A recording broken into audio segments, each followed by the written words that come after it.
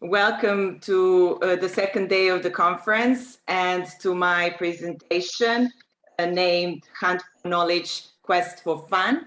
Today, I'll be talking to you about organizing quests and hunts in your EFL classrooms. So, this is our quest for today. As you can see, there's a map. We are here right now. The first step that we're going to make is just look a bit into quests and what they are and why it might be a good idea to use them in your classroom. Then we'll have a small quest for you where you will solve puzzles and try to find what they refer to in a virtual classroom. After that, I'll hand the mic over to you and ask you to try and make simple clues for a quest in your classroom, and let's see how that will work. And finally, if we have the time, I'll answer all your questions and inquiries. So let's begin. I would like to hear from you what the first associations with the word quest are for you. So what are the first things that come to your mind when you hear the word quest? And you can type your answers in the chat box, please. Adventure, excellent. Challenge. Search. Hunt, challenge. Motivation. Treasure hunt, discoveries. Excellent. Journey. Excitement. Competition.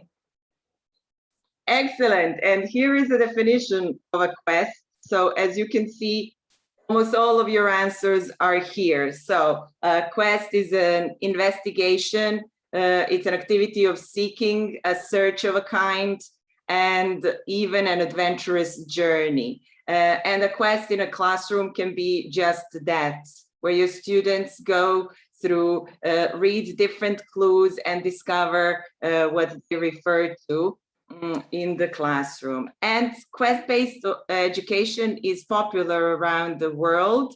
And here is what this gentleman said about quest-based learning.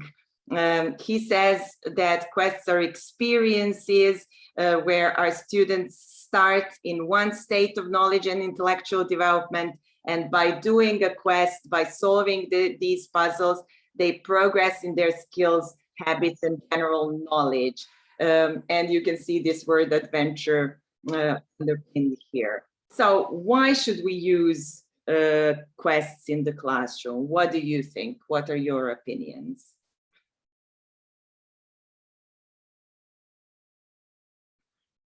To engage students,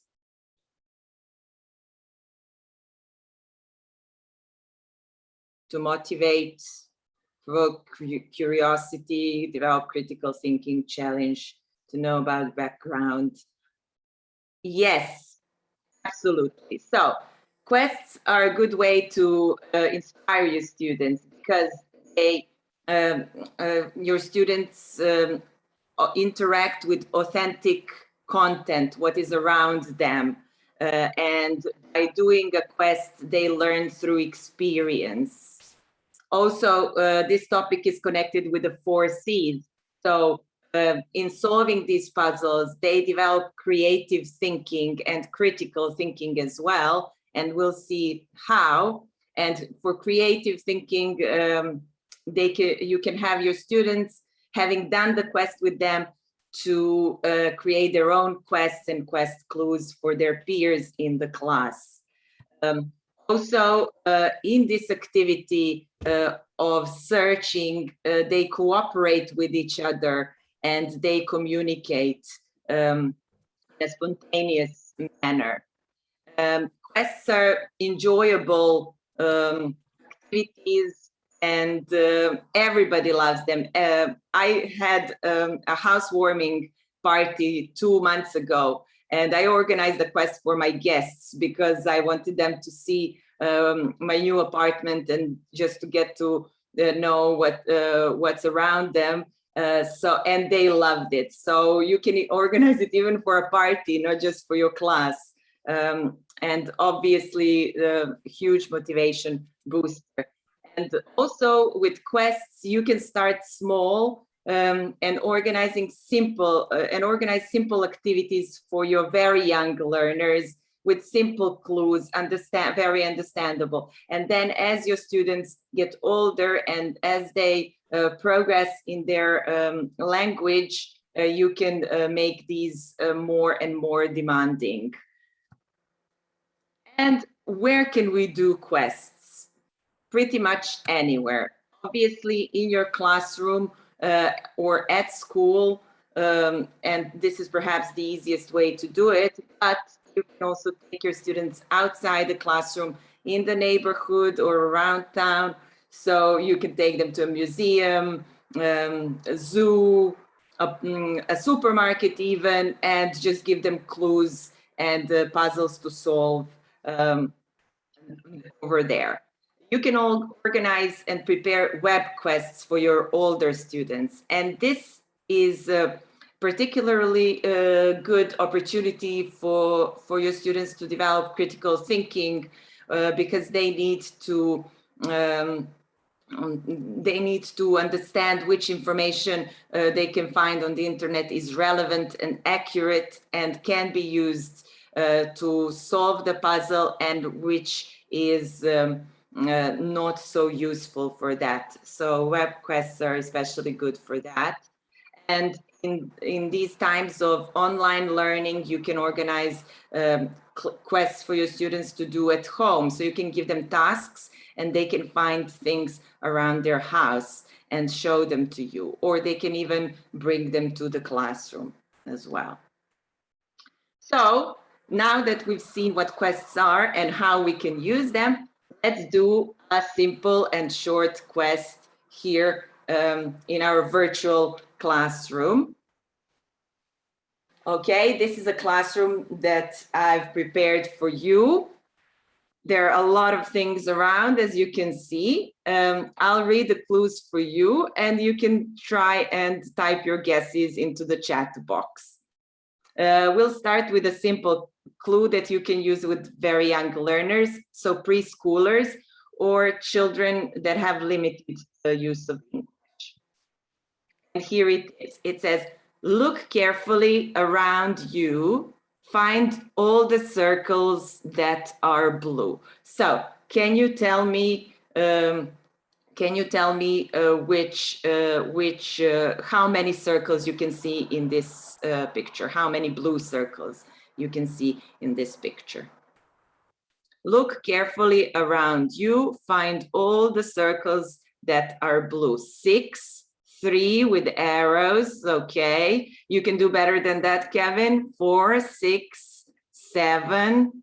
I can see Earth, 100.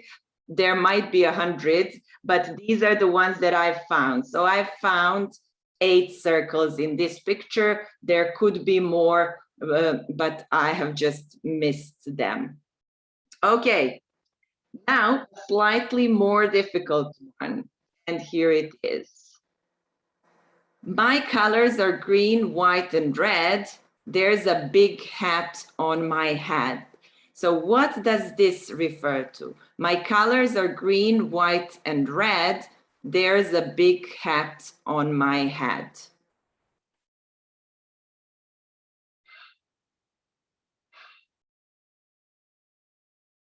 Anyone?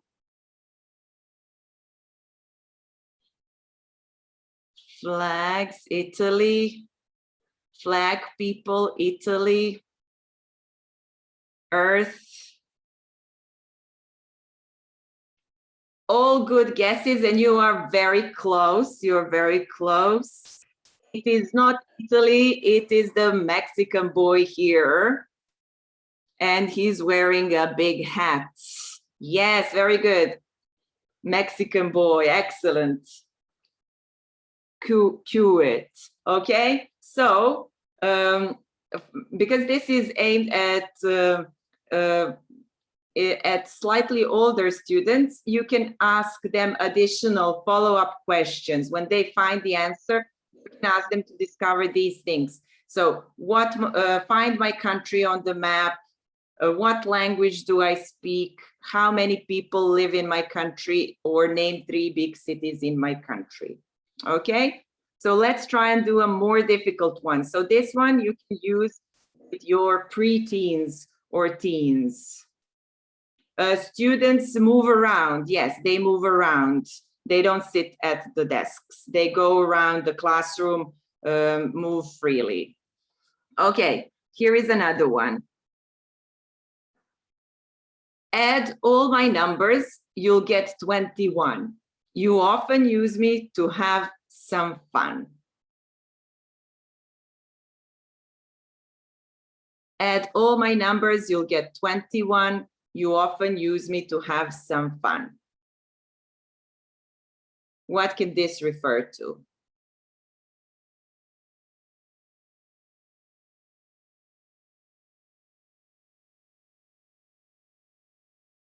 If we add all our numbers, chairs, okay.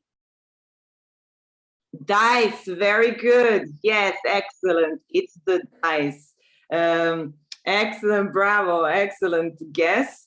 And as you can see, this is a trickier one.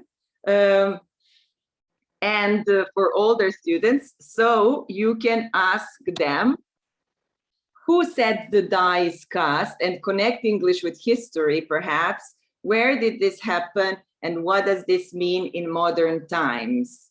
Okay. I've prepared another one, but I will, Kevin, I will skip it to save some time, or do you want me to do, I have one more?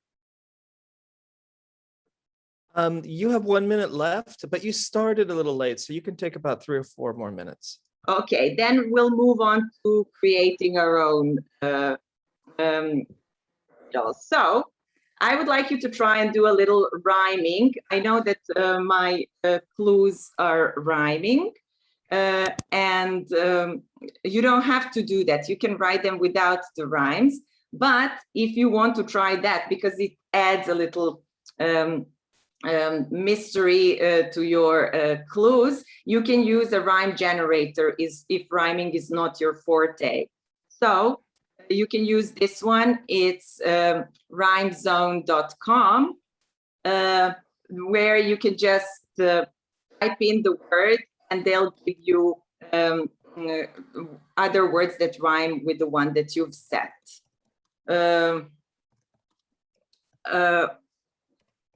So these are my instructions, how we're going to do this activity. I'll set an object for you, and you can choose a relevant but not too obvious association with this object, a word that is a feature of the object, and then you type it into the generator. It will give you all the suggestions, and then you can create a short rhyming riddle that has 1 or 2 lines. And I will give you a 1 minute, time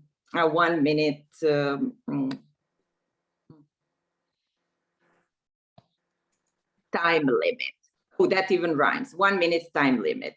So first thing that I wanted us to try and rhyme about is this clock.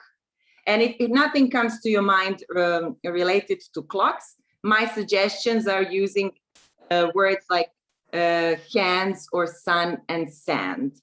So what you can do, you go to Rhyme Zone, and then you type the word hands, hand. And they give you suggestions that you can use for your rhyme.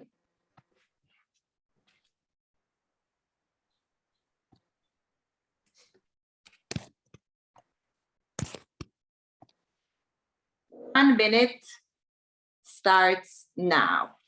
So you have stand, stand, plant, land,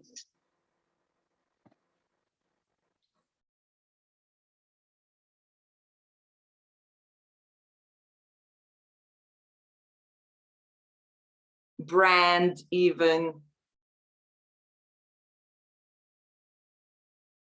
With my hand, I touch the sand while I listen to the band. Very good, excellent rhyme, an excellent rhyme. But we need to make it related to the clock itself. So maybe look at my hand so you don't miss the band. Oh, excellent. I've got 2 hands and 12 fans. This is a very good one. Yes.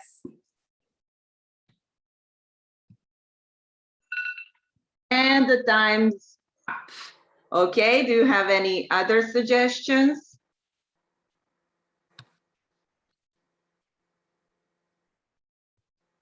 Okay. I've prepared another one, and you can try and do it in the break. It's about the fan here.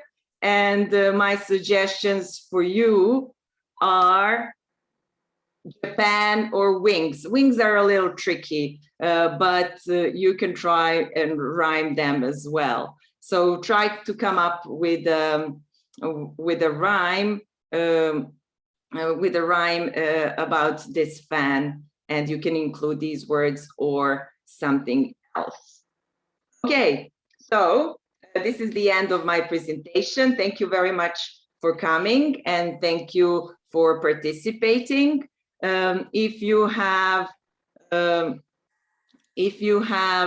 any questions for me, you can ask me now, or you can find me. You can have a quest for me. So these are the clues or how to find me online. This is my language school in Belgrade, and you can find us on social networks or the web. These are the resources that I included in this presentation. Thank you very much for attending my presentation. I hope you enjoyed it. If you have any questions, I'll be more than happy to answer them. Hey, Jelena, I have a link for you for a Slido poll. Is that yours? No. No. Okay, sorry. Okay, great. I love the quest because you're using the classroom itself as a tool, the walls, the ceiling, and letting students really explore. And I think this can be done online too, just as we did it online right here. Of course. I saw a presentation yesterday about virtual visits to cities. I think that's also a very nice place to do it. So you can do it online. And you can also, and this is the best way to do it, unfortunately not always possible, take your students outside, take them to a place in town and have them do a quest there. You can connect with people who work there and just make it even more enjoyable and the content of it more relevant. Great idea. And I think in the future, we're going to need to think about more outdoor activities as absolutely, you know, with Corona always being a threat. Yes. Yes. I think our administrators should be more open to going outside. Wonderful presentation, Jelena. Thank you very much. Thank you for having me again, Kevin. It's always our pleasure. The conference is going excellent as always. Oh, well, thank you so much. Thank you. Thank you, participants.